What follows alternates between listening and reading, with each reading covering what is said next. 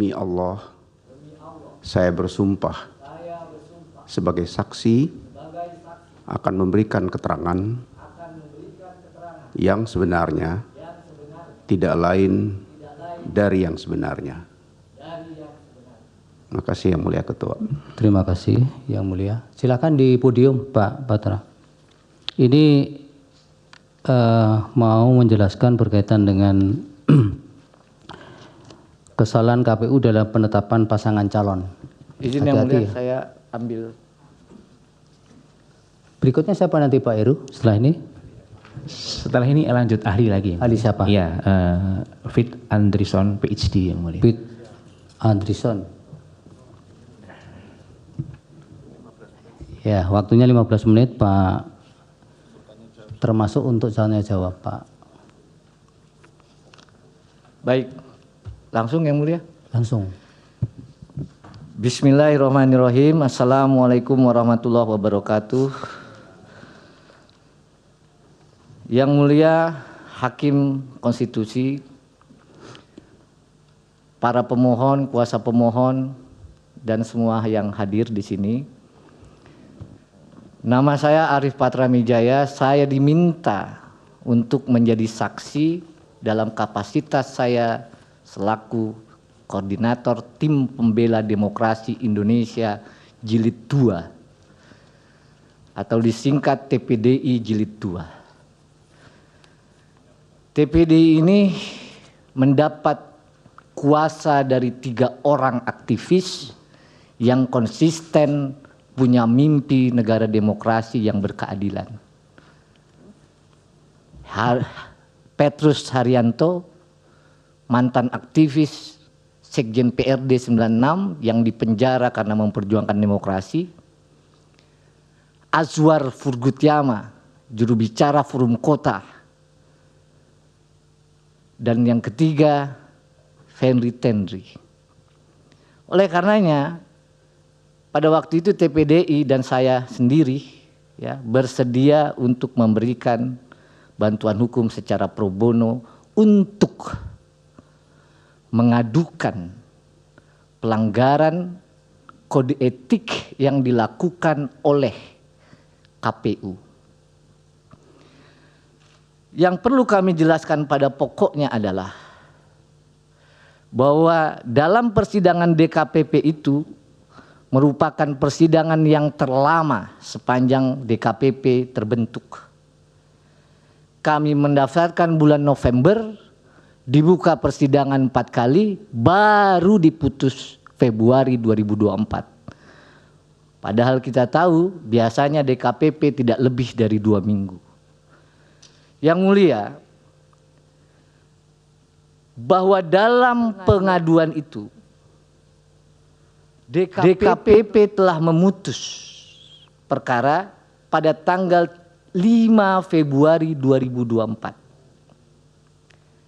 Sebelum saya sampaikan fakta persidangan dan putusannya, izinkan kami menyampaikan satu kutipan dalam kesimpulan TPDI Jilid 2. Without ethic, man has no future. This is to say, mankind without them cannot be itself.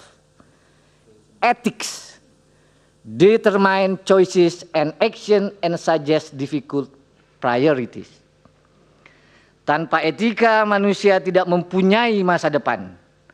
Artinya tanpa etika manusia tidak bisa menjadi dirinya sendiri. Etika menentukan pilihan dan tindakan serta menyarankan prioritas yang sulit. Oleh karenanya, pada pengaduan ini telah dibuktikan sejumlah fakta-fakta persidangan.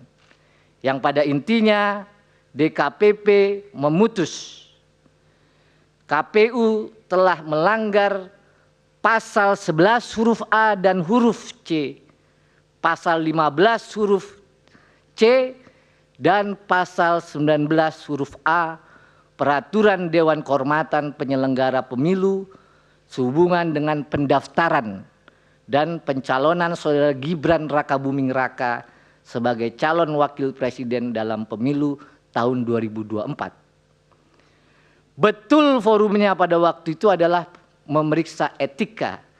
Namun isi pasalnya, saya bacakan pasal 11, KPU tidak melakukan tindakan yang secara tegas diperintahkan oleh undang-undang. Itu inti pelanggaran di pasal 11. KPU tidak melakukan tindakan yang mentaati prosedur yang telah ditetapkan dalam peraturan perundang-undangan. Itu adalah isi pasal 11 huruf A dan huruf C. DKPP juga memutus KPU melanggar pasal 15 huruf C yang menyatakan bahwa semestinya KPU dalam melaksanakan tugas dan jabatannya harus didasarkan dalam Undang-Undang Dasar Negara Republik Indonesia, undang-undang dan peraturan yang khusus menyelenggarakan pemilu. Inilah yang dilanggar oleh KPU. Lalu yang terakhir, pasal 19 huruf A yang menyatakan semestinya KPU menjunjung tinggi Pancasila, Undang-Undang Dasar Negara Republik Indonesia, dan peraturan perundang-undangan. Oleh karenanya yang mulia, DKPP pada tanggal 3 November 2023 memutus mengabulkan pengaduan para pengadu untuk sebagian. Yang kedua, menjatuhkan sanksi peringatan keras terakhir ketiga maksudnya. Dalam perkara 135, 136, 137, 141 kepada saudara Hasyim Asyari selaku teradu 1 pada waktu itu. Yang ketiga, menjatuhkan sanksi peringatan keras kepada semua anggota KPU. Terakhir yang mulia saya sampaikan, kalau saja KPU dalam persidangan itu ahli menyampaikan yang diajukan di bawah sumpah, kalau saja KPU tidak melanggar pasal-pasal yang disebut tadi, pasal 15 huruf C, pasal 19 huruf A, maka tentu saja saudara Gibran Rakabuming Raka tidak akan lolos dalam verifikasi dan ditetapkan sebagai calon wakil presiden dalam pemilu tahun 2004. Pak Petra, itu sudah pendapat yang terakhir itu. Yang terakhir mohon dikesampingkan, saya tutup dengan perkataan terima kasih atas kesempatan yang diberikan yang mulia. Mudah-mudahan apa yang kami sampaikan sebagai saksi dapat bermanfaat. Wassalamualaikum warahmatullahi wabarakatuh. Waalaikumsalam. Bapak tetap di situ. Barangkali ada pertanyaan dari Yang para mulia. pihak. Dari kuasa hukum, silakan. Ada yang mulia. Terima kasih yang mulia. Saksi. Tadi saksi telah menjelaskan dan mengutip berbagai macam peraturan ya, pasal-pasal yang disebutkan itu secara norma. Yang ingin saya tanyakan tadi juga menyebutkan mengabulkan sebagian dari permohonan yang diajukan oleh saksi, seperti itu toh. Nah, yang ingin saya tanyakan, apa tindakan yang dimasukkan di dalam norma-norma yang disebutkan tadi, terus apa juga yang dimaksudkan sebagian yang dikabulkan tadi, seperti itu. Itu yang pertama. Terus yang kedua, saya ingin mendapat gambaran, karena kita tentunya tidak mengikuti persidangan yang ada di KPP tersebut. Apakah saksi bisa menggambarkan proses persidangan di KPP itu sendiri? Tadi saksi menyatakan tidak hanya sekedar persoalan etik seperti itu, tapi menggambarkan bagaimana proses persidangan itu dan tentunya menghadirkan berbagai macam pihak, termasuk dari pihak Dirjen Perundang-undangan dari Kumham. Apa pandangan dan pendapat Dirjen? Jangan pendapat Pak, nggak bisa.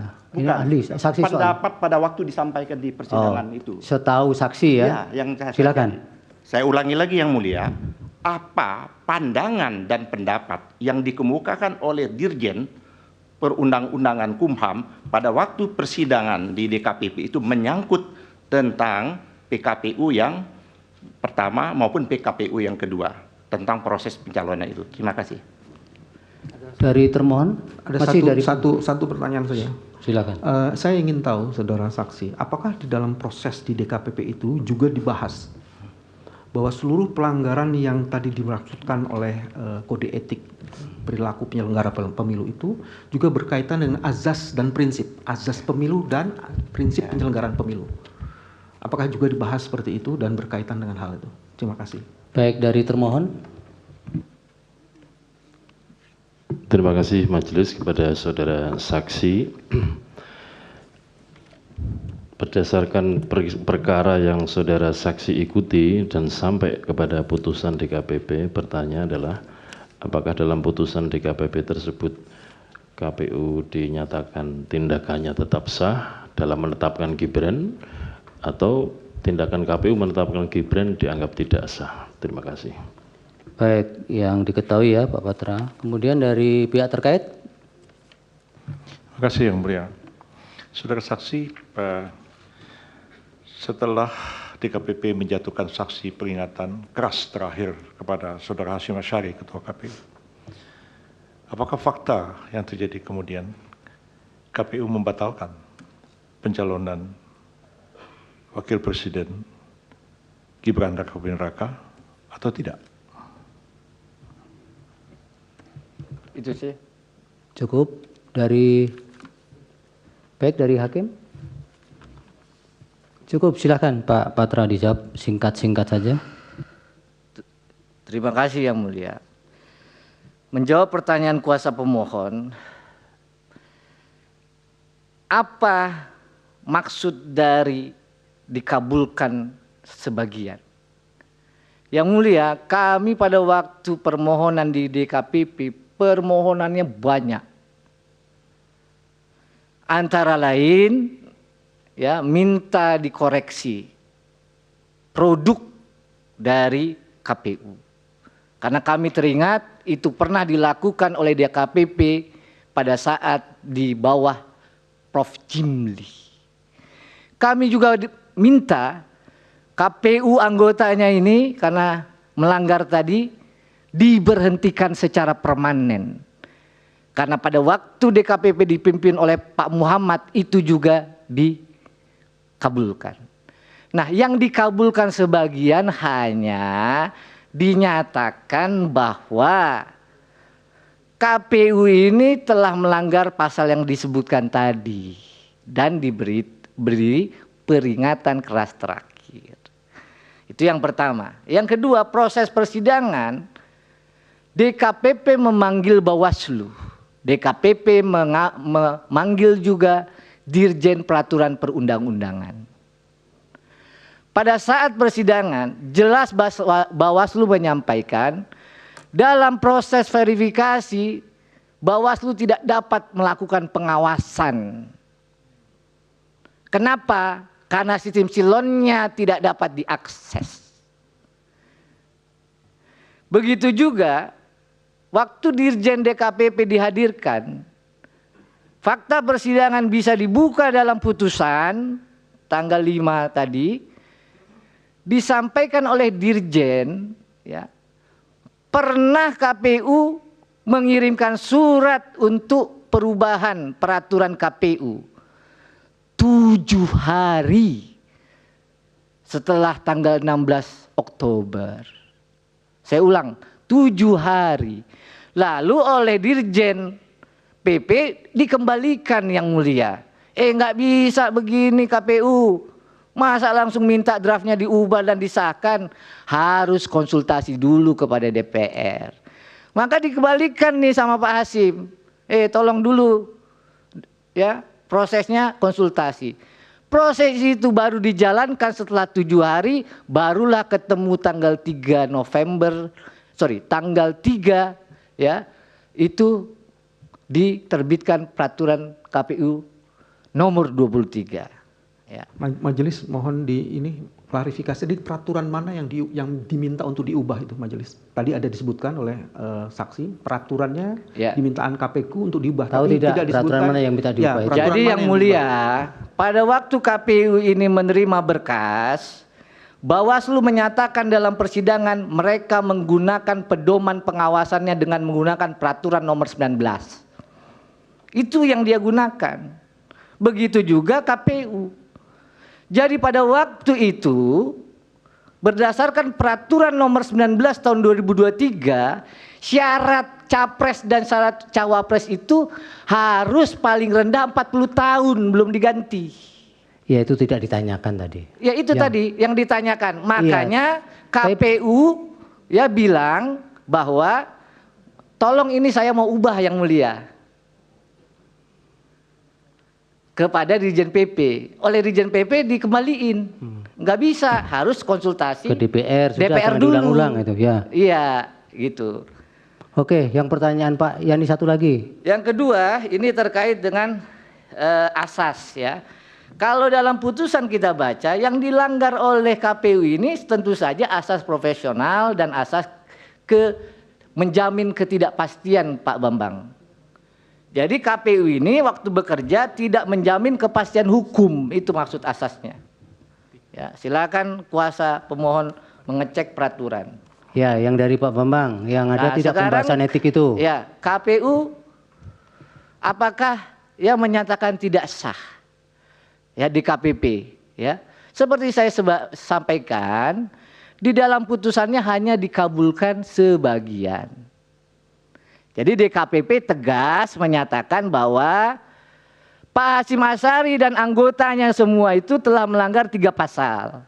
Karena melanggar 3 pasal itu diberi teguran keras terakhir. Di luar itu nggak ada putusan DKPP. Makanya diajukan ke PT UN atau di sini mungkin. Yang ketiga, fakta apakah KPU membatalkan ya, di dalam putusan DKPP tidak ada amar putusan yang lain-lain. Hanya itu.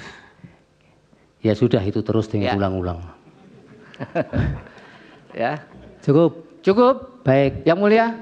Majelis Terima kasih. termohon, Apa, Pak? karena ini fakta dan kami juga ada dalam peristiwa itu, penting kami klarifikasi satu hal. Tidak usah, nanti Bapak punya instrumen untuk mengkanter itu. Baik, makasih. Terima kasih Pak Putra.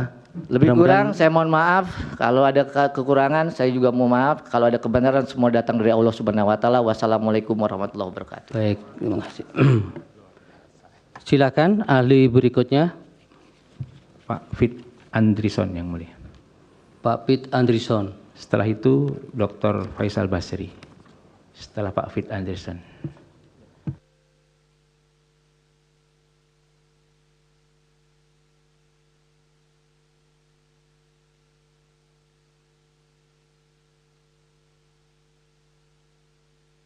Waktunya 20 menit untuk semuanya, jadi untuk pengantar bisa 5 sampai 7 menit.